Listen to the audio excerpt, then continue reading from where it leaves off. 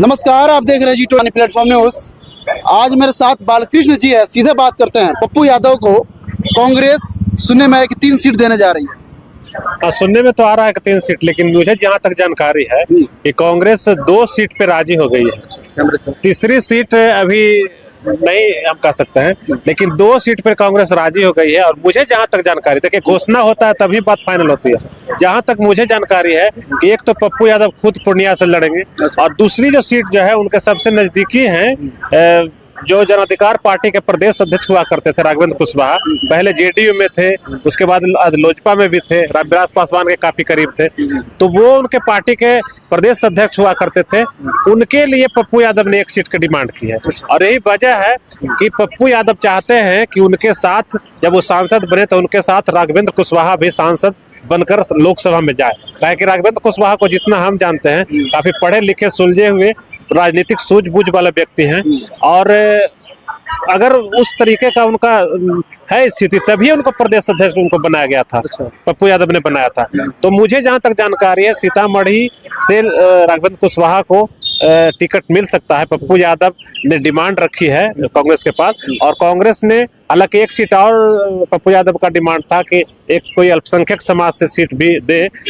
हो सकता है खलाक अहमद उनके दल में साथ में थे, और भी कई लोग थे, तो हो सकता है, लेकिन नाम हम नहीं बता सकते। लेकिन मुझे जहां तक जानकारी है कि राघवेंद्र कुशवाहा को सीतामढ़ी से उम्मीदवारी मिलनी तय हो गई है। पप्पू यादव का डिमांड है, कांग्रेस ने मान लिया है।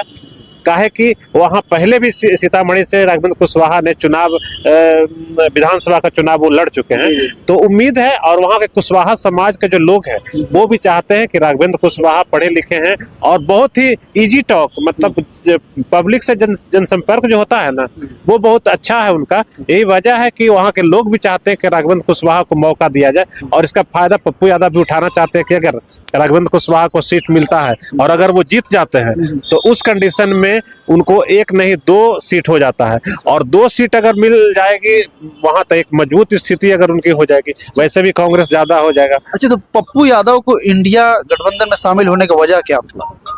देखिए, पप्पू यादव पहले से सेकुलर रहे, समझे, और सेकुलरिज्म को लेकर ही महागठबंधन का एक तैयार हुआ है, पूरा जो खाका तैयार हुआ है।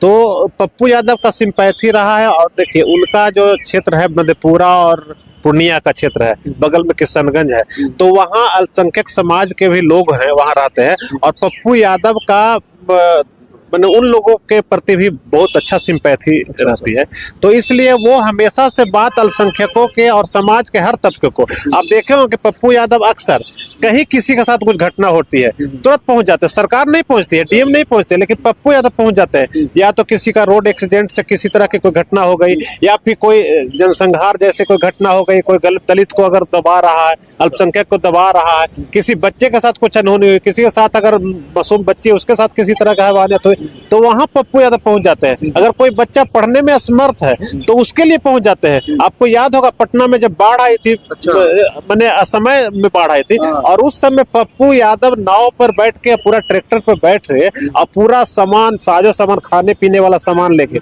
सुशील मोदी के इलाके में भी गए थे, जहां सुशील मोदी रहते थे, वहां भी घूमे थे। और सुशील मोदी नहीं निकले थे, लेकिन फिर भी पप्पू यादव पानी में डूब करके, कमर भर पानी में घुस करके काम किया। क्या लग रहा है जनता उनको इस चीज पे बिलीव करेगी? देखिए, जनता बिलीव भले ही उस समय भी विधानसभा चुनाव वो लड़ने का प्रयास करते थे, उनको दल को कोई सीट नहीं मिला, लेकिन रसरी आवत जाते सिल पे पड़त निशान। अगर आप अच्छा काम करते रहिएगा तो एक न एक दिन उसका फल जरूर मिलेगा। और मुझे जहां तक लगता है एक समय आएगा कि उन्हें फल जरूर मिलेगा। और पूर्णिया में अभी उनका कैंपेनिंग चल रहा है, डोर टू डोर उनका कैंपेनिंग चल रहा है। उनका जो भी कार्यकर्ता है, उनके जो सहयोगी हैं, उनको जानने वाले हैं, वो सभी लोग उनको जिताने के लिए पूरा पूर्णिया में प्रयास कर रहे हैं। और यही वजह है कि कांग्रेस से उनकी बात डील हुई। कांग्रेस का कुछ नेता लोग जो है नाराज हैं कहीं ना कहीं आरजेडी के, मतलब परिवारवाद से। देखिए, परिवारवाद से नाराज नहीं है, वहाँ ऐसी कोई बात नहीं। कांग्रेस को अगर आप कह सकते हैं, बिहार में पहले मजबूत स्थिति थी, लेकिन बिहार में लालू यादव के पनपने के बाद कांग्रेस का अगर कोई सच्चा समर्थक है, जिस समय सोनिया गांधी का विदेशी मूल का मुद्दा जब उठा था सोनिया गांधी के लिए, तो सबसे पहले मुझे याद है कि लालू यादव खड़े हुए थे और कहे थे कि विदेशी नहीं, वो मेरी भारत की बहू है, और बहू होने के नाते वो बिहारी है, भारतीय हैं। इसलिए सबसे पहले तो कांग्रेस के अगर सच्चे हितैषी अगर कोई है, और हमेशा वो देखते हैं बिहार के लेवल पे अगर बात करें तो जहां जिसका आधार होता है उसी के आधार से हैसियत से सीट मिलती है। बात जो है पप्पू यादव भी जाकर उसमें गठबंधन किए, आखिर पशुपति पारस को वापस आने का रीजन क्या था, क्यों उन्होंने एनडीए छोड़ दिया? नहीं देखिए, पिछले बार चिराग पासवान नतीजा से कोई गड़बड़ है क्या? नहीं, हाशिए पर थे। देखिए, ये तो रहा है, जग जाहिर रहा है ना कि हमेशा से घर में गुतिया की लड़ाई होती है, और राजनीति में सामने आने के बाद भी साधु यादव और सुभाष यादव, लालू यादव गैंग हुआ करते थे, उनके और भी बहुत लोग थे, आज अलग थलग पड़े हुए हैं कि नहीं, तो ये सब परिवार में होते रहता है।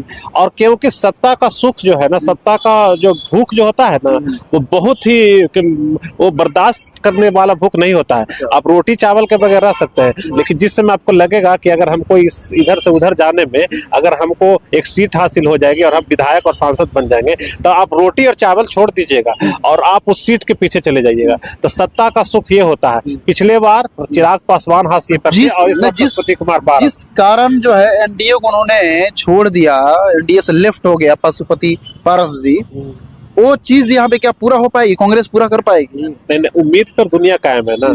कांग्रेस के साथ अगर मोदी के खिलाफ अगर लहर अगर सामने अगर आएगी और कांग्रेस को अगर सीट मिलेगा, भारत जोड़ो यात्रा राहुल गांधी कर रहे थे, इस सब का आशा। पशुपति कुमार पारस खुद मंत्री रह चुके हैं, वो जहां से प्रतिनिधित्व करेंगे उन पर लोग उस हैसियत से भरोसा करेगा, वो जो काम किए हैं उसके आधार पर लोग भरोसा करेगा। तो इसलिए हो सकता है कि वो चुनाव जीत जाए, ऐसा कुछ नहीं है। और बिहार में बहुत कुछ अंदर चल रहा है और बहुत कुछ बाहर चल रहा है। बाहर में क्या चल रहा है आपको हमको नहीं पता है, सब लोग जान रहे हैं, सबको पता है, लेकिन अंदर खाने क्या चल रहा है। बिहार में बेरोजगारी सबसे बड़ा मुद्दा है और राष्ट्रीय स्तर का मुद्दा बन गया है। तो क्या हो सकता है, कुछ कहना मुश्किल नहीं है। ये तो अपनी राय बताए, बाकी आप जितने भी लोग वीडियो को देख रहे हैं, आपकी राय क्या है? एनडीए को छोड़ करके पशुपति पारस जी जो है ज्वाइन हो गए, कांग्रेस पार्टी को ज्वाइन कर लिए। इसी तरीके से पप्पू यादव भी। देखने के बाद आप क्या कहेंगे कमेंट बॉक्स में अपनी राय जरूर दीजिएगा। जय हिंद, जय भारत।